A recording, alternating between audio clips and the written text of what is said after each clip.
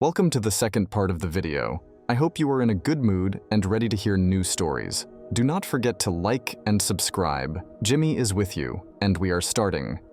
The first story of the second part will be from the user. Redout, let's listen. Yesterday was supposed to be one of the most happiest days of my life, and it turned out to be the worst. My fiance never showed up to the ceremony, leaving me at the altar. His friends and family tried to get a hold of him, but all calls went straight to voicemail. After waiting an hour for him, I told my guests that there wasn't going to be a wedding. I opened the reception hall and told them to enjoy the food and open bar. Even if there was no ceremony, I still wanted them to have a good time and enjoy the food and drinks. I tried to call him a couple of times, but after 3 more failed calls, I just stopped and told everyone else who were trying to get a hold of him to stop. He made it clear he didn't want anyone to get a hold of him, and I wasn't going to have them waste their time. I didn't cry, I wasn't going to cry, at least not in front of everyone. His mother came to me and apologized through tears. She told me how disappointed she was in him, and that she was so sorry. I just shook my head and stuck with her the entire time. I didn't want her to cry and feel bad for something that wasn't her fault. The real MVPs were all my friends. They did their absolute best to keep things from being awkward and entertained everyone. They played music, danced, and one of them went as far as going back home to bring a projector and a game system for all the kids and teens to play against each other with. I was glad that the day was somewhat saved, but I still felt horrible. My would-be Bill Ethan kept me from getting faced when I really wanted to. Told me that it would be awkward if I did. So I did my best to keep everyone happy. After 11, I told everyone who bought gifts to take them back and get their money back. A few of them refused and had me keep the gifts they got. So now I'm back at the hotel and I'm alone. This morning, I got a couple of missed calls from my fiance and several messages that I haven't opened yet. I'm so angry at him. He humiliated me yesterday by not showing up when he could have told me he was getting cold feet. I had my friend message him that I want to be left alone, and that if he showed up to the hotel room, I was going to call my brothers to have him removed. So far, he hasn't shown up, but I am getting phone calls from his friends, probably all wanting me to speak to him. I don't know if it's me being shallow or not, but now I'm rethinking our entire relationship and whether or not I see a future with him. So another issue is that I have an extra plane ticket. It was supposed to be for our honeymoon, but since the fiancé isn't here, I decided to enjoy my little getaway vacation for myself. A couple of friends are coming with me, but not for another week, since they gotta get childcare, put vacation time, etc., so they can't come since it last second. To be honest, I want to invite Ethan because I've never traveled anywhere in my life. I know he's been to where I'm going, and I want him to come so he can be there to show us the places to be. Ethan told me he'd go for me, but should I invite him? I asked Ethan's mom, and she was all for it, but I still don't know if it'll cause drama. Any advice? Author update this story. Okay, so I feel like I should explain more about Ethan first. I'm not going to take him second. I've known Ethan a little longer than my ex-fiancé. Please believe me when I say he's a close friend of mine. Both of us bonded by teasing his brother, and with that, we just kind of clicked and became fast friends. I wanted to take him because I didn't know how to use my ticket in the airport. I've never been traveling, and I didn't want to look dumb by trying to figure it out. Thankfully, someone said what to do, and I'm forever grateful.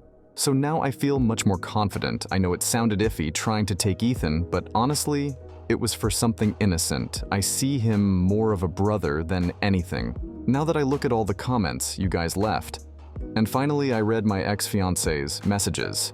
Yes, he's alive. He wasn't in any terrible accident. And the reason he never showed up was because he found out he has a kid. His childhood sweetheart came by with a kid. Maybe a couple of weeks ago. His best man knew and never told me because my ex didn't want him to tell me until he was 100% sure. And I guess he found out today. He apologized so many times for not showing up, but he couldn't because he felt so guilty of what. I don't know. He said a large part of him wants to make things right and take care of his son because he's always wanted a family. So screw the last 3 years, right? I don't know if that means he's going to go back to his ex because he wants to talk over the phone.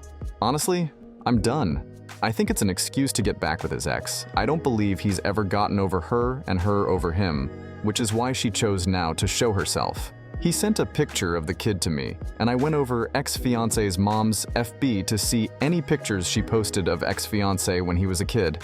They're low quality, but there is definitely a resemblance. It feels so surreal to me, like this one big joke. I feel like I'm missing more info, like there's something else going on. But I'll find out later. I haven't responded, so instead I'm just going to open a bottle of wine and just get plastered. My best friend is currently on her way with takeout and ice cream, so I thought I'd share this. What I think about it. He's shown how he's unreliable as a partner. You handled the situation well. You should move on. You will, without a doubt, find someone new who will be there for you. Invite your friends and family and cut off all ties with him. You can't rely on him or the family that raised him. This man doesn't truly care about you or your family. If he did, he would think about his actions. Please get out of this relationship. This was a blessing. I'm sorry it caused you hurt, but you're gonna be so happy. You haven't married this man someday. Imagine the future when everything you own is legally tied to him. Or if you have children with him, I would honestly never call him back or speak to him ever again. He doesn't deserve his closure. You have gotten yours. Let's listen user comments and author answers. I mean, he left you at the altar. I don't think you're the only one rethinking the relationship, but after that, I would be pretty certain it was done. Take the trip without your ex-fiance's family and start your life over, because I don't know how one comes back from that.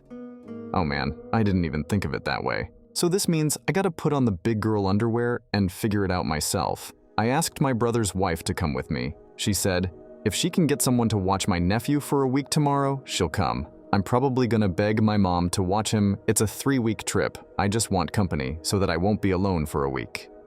Op, you got a head on your shoulders and homeboy missed out. You're a beautiful, strong individual, and on top of that, you got smarts. You seem to know what you want and need at the moment. So any advice we give you is kind of redundant. If you want to just vent, dude, you can go ahead and just shoot a PM. I have a friend whom has passed away this last year, and I told myself, whenever I see a person who's hurting or in need, in order to keep her spirit alive, I offer my help. I don't have much in terms of money and all, but I have 2 ears and a heart. You're honestly stronger than I am, cause I don't know how I would react or if I would react as gracefully as you did. Keep your chin up, soldier. Now that the trash is weeding itself out, I feel like you have a lot to experience in life that you would have missed out. Take it as a sign from the universe that he would have held you back from accomplishing what you really want to. Now, chin up, get the vulgar bras out for vacation, and enjoy every second of it. You deserve it. The second story from the user, Alternative Corgi. Let's listen. I am Brazilian, but I've been living in the US for 3 years. My first language is Brazilian Portuguese. I have a 4 young son, and I'm pregnant with a girl due in May. My son is friends with a girl whose mother, I'll call her Becca, is also pregnant. She's due a couple weeks before me, and is also expecting a 3rd girl. Since we take our kids on play dates almost weekly, we frequently talk about our pregnancies. Becca is into unique names, not uniques or tragedies, but names that she and her husband create. It's not my style, but she managed to come up with genuinely nice names. Both her older daughters, so there was never really a reason for me to say anything. This time, Becca and her husband had a lot of trouble coming up with a new name. She first brought this up last December. For months, they'd try to create something that sounded good, with no success. We took our kids on a play date at a park this weekend. When we sat down for a snack, Becca excitedly told me they'd finally settled on a name. I was really happy for her, and asked what they'd chosen Narina. To those who don't know, that's Portuguese for nostril. I managed to control myself and told her it sounded lovely, but my son let out a giggle. My husband and I are raising him bilingual, so he speaks Portuguese, and Becca wanted to know why I tried to brush it off, but she kept insisting. Eventually, I told her that while Narina could be a lovely name, it was also the Portuguese word for nostril. Becca seemed really sad to hear that. She said she'd think of something else, but had fallen in love with Narina. After we went home, Becca's husband called me. He was furious at me for ruining the only name they had agreed on. Apparently, he had a fight with Becca because she told him she wanted to think of something else. He argued they'd never visit Brazil anyway, so they shouldn't have to change the name, but Becca refused to use Narina. My husband agrees that their fight is not my fault, but thinks I didn't need to tell Becca anything, since Americans are unlikely to know what Narina means. Author edited the story. Edit. This was not my son's fault. He is 4 years old and had an honest reaction to hearing a baby would essentially be named Nostril. I get that some people might think I was the AH, but don't blame my child for this. Edit 2.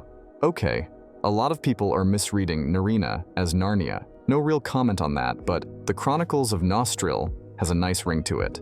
Edit 3. Just posted an update. Author update this story. Hey Reddit.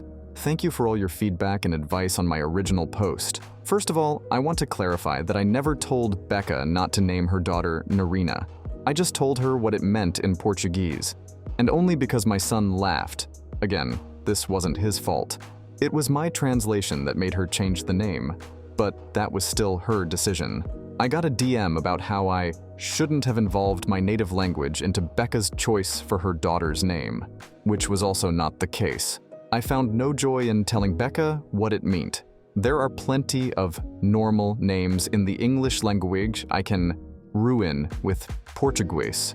I've actually been listing some since my first post, but I wouldn't translate them without being asked to. Many of you came forward saying that Narina was also a flower, the Finnish word for a creaking sound, and an actual Persian name. I didn't know any of that, but it was interesting to find out. I listed most of the meanings you guys gave me, with the intention of showing them to Becca. I also got plenty of comments suggesting similar names: Marina, Nara, Narina, Nareen, etc. And I wrote down some of them as well. Becca and I met for another playdate with the kids, and I showed her my lists. I also emphasized that she could still use the name Narina if she wanted to.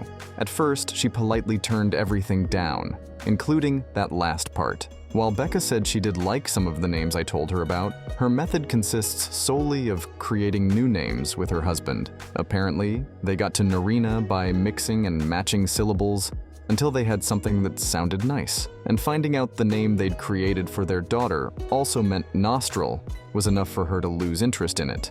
Becca did love the name Narina though. She didn't admit it until we were about to go our separate ways, but she said she'd mention it to her husband. And speak of the devil, her husband, as far as I know, is still pissed at me. He didn't try to contact me again, but Becca said he rolled his eyes when she mentioned the upcoming playdate. Apparently, he's the one who came up with the order of the syllables that resulted in Narina, and was upset I'd ruined it. I told Becca I didn't want to hear from her husband again. She agreed his phone call was extremely inappropriate and promised to tell him to not contact me any further. Look, I'm not gonna lie. I'm really fucking glad they're not naming their kid Nostril. I'm also really proud of myself for holding in my laughter when I first heard that. But I know that Becca is a great mother who is perfectly capable of naming her children. So I know her daughter's name will be beautiful. I think that's all. Becca's baby might be named Narina. That will depend on Nostril Sr., though. Also, for justice's sake, my daughter will be named Luciana. Feel free to translate it. But seriously, thank you guys. And I have some thoughts on this. You did not ruin the name. Your child giggled upon hearing it, knowing the meaning, and your friend insisted that you explain your child's reaction. Unfortunately for her, the meaning of the name had a negative connotation for her. Her husband should not be calling and complaining because you answered her question. And realistically, they could have searched that name, and it would have likely come up. Actually, for me, it was the second search result, and she would have found that for herself. The fact is that words or names may have different meanings in every single language. You were not mean about it. You explained after your innocent child giggled hearing it. This will continue to happen when people search for random words to name their children. Not bashing, but realistically it will happen. If she reaches out to you, maybe help her put a list together of possible names to run by her husband. And I wouldn't bother talking with her husband. His response was over the top, and he needs to grow up and respect that his partner may have learned something new and was bothered by it. User Beneficial Yak commented this story. I'd say it was more an American thing than a white thing. It comes down to a lack of exposure to multiple languages, and a disinterest in other languages that is all too common in the US. It takes a special level of arrogance to think you'll come up with a combination of phonemes that is totally new, considering the tens of thousands of years of human spoken languages. I rank it slightly above the "I'm going to write a tropeless story" attitude some writers adopt. So we have come to the end of the second part with stories. I hope you liked this video. Do not forget to leave comments. I will definitely read them. See you tomorrow. Bye.